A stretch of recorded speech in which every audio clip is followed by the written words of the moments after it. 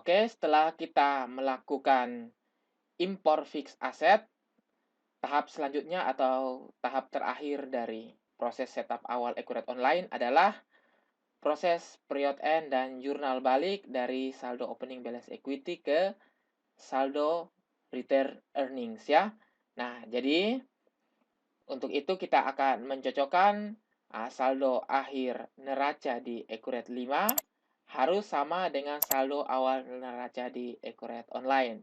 Nah, oleh karena itu, kita akan melakukan proses period end atau proses akhir bulan. Jadi untuk melakukan proses period end, kita klik di perusahaan, kemudian kita klik di proses akhir bulan. Nah, di sini saya akan memilih bulan Desember dengan tahunnya adalah tahun 2015. Setelah itu saya masukkan nilai rate atau nilai tukar untuk mata uang rupiah 1, US dollar 13.000 dan Singapura dolar 9.500. Setelah itu klik di simpan ya. Nah, cukup seperti itu aja. Maka proses akhir bulan atau proses period end sudah dilakukan. Nah, begitu kita lihat proses akhir bulan, nah seperti ini ya, sudah dilakukan dan sudah berhasil. Nah, sekarang kita akan melihat apakah sudah ada saldo akumulasi penyusutannya. Nah, sedangkan saldo untuk beban depresiasi belum ya, karena baru setup awal. Jadi, yang dihitung accurate pada saat proses period end hanya saldo akumulasi penyusutannya saja. Jadi saya klik di buku besar, akun perkiraan. Nah, di sini saya coba lihat di akunnya akumulasi penyusutan. Nah, akumulasi penyusutan sudah ya, sudah ada saldonya, artinya sudah dihitung oleh accurate. Nah, oleh karena itu, saya langsung saja menuju, saya kosongkan dulu akun perkiraannya, dan sekarang saya filter lagi dengan tipe akun modal ya. Nah, di sini di modal saya sortir. Nah, sekarang saya akan melakukan jurnal balik dari akun opening balance equity kepada akun return earnings. Nah, di sini saya klik di return earnings, kemudian saya akan masukkan 5, 635, 815, 720 ya. 5, 635, 815, 720. Nah, kemudian pertanggalnya saya ganti dengan tanggal 31 Desember 2015. Nah, seperti itu ya. 31 Desember 2015. Selanjutnya saya klik di simpan. Nah, kita perhatikan lagi. Nah, sekarang akun return earning sudah bertambah ya, sejumlah dengan akun opening balance equity. Nah, selanjutnya saya akan mengakses atau membuka laporan neraca standar, yaitu pada tanggal 31 Desember 2015. Ini sebagai laporan neraca awal ya, yang akan saya gunakan pada bulan Januari 2016 sampai seterusnya. Nah, berikut ini, nah ini adalah laporannya. Nah, selanjutnya saya buka lagi Accurate 5 dan saya akan menuju report dan membuka balance sheet standar, yaitu laporan akhir neraca dari Accurate 5 tanggal 31 Desember 2015.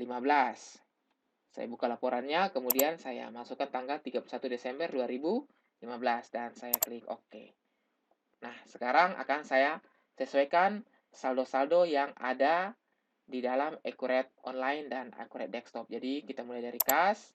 Nah, jadi kalau kas kita perhatikan sama ya. Nah, untuk kas store kasir dan kas rupiah 10 dan 20 juta. Jadi total kas dan bank 1.399.250.000. Nah, di Accurate Online juga begitu ya. 1.399.250.000. Begitu juga dengan piutang usaha. 262.500.000. Coba kita bandingkan. 262.500.000 ya untuk account receivable. Bagaimana dengan inventory? Total inventory, nah saya perbesar sedikit. Total inventory-nya 2693.696.970. Nah, begitu juga dengan total jumlah persediaan yang ada di Accurate Online. Nah, begitu seterusnya. Nah, bagaimana dengan nilai depresiasi, akumulasi depresiasi? Misalnya di building 82.500. Nah, kita lihat lagi untuk building di Accurate desktop ya, 82.500.000 tepat. Nah, jadi kalau kita samakan total aset 6.121.015.720. Bagaimana dengan Accurate Online? Nah, Accurate Online, nah sama ya, 6.121.015.720. Nah, dengan demikian kita lihat lagi saldo return earnings 5.635.815.720. Bagaimana dengan saldo return earnings yang ada di Accurate Desktop 5.635.815.720. Begitu juga dengan total liabilities dan equity-nya sama ya, antara Accurate Online dengan Accurate Desktop. Nah, dengan demikian sampai di tahap ini kita sudah berhasil melakukan proses setup awal Accurate Online dengan sempurna.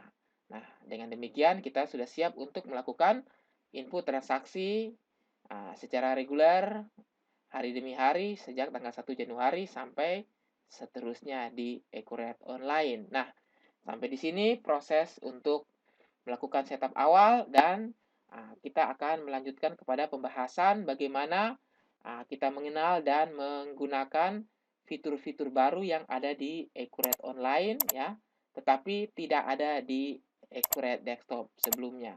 Contohnya fitur approval, kemudian di sini ada fitur pencatatan beban ya, pencatatan gaji, dan masih banyak lagi.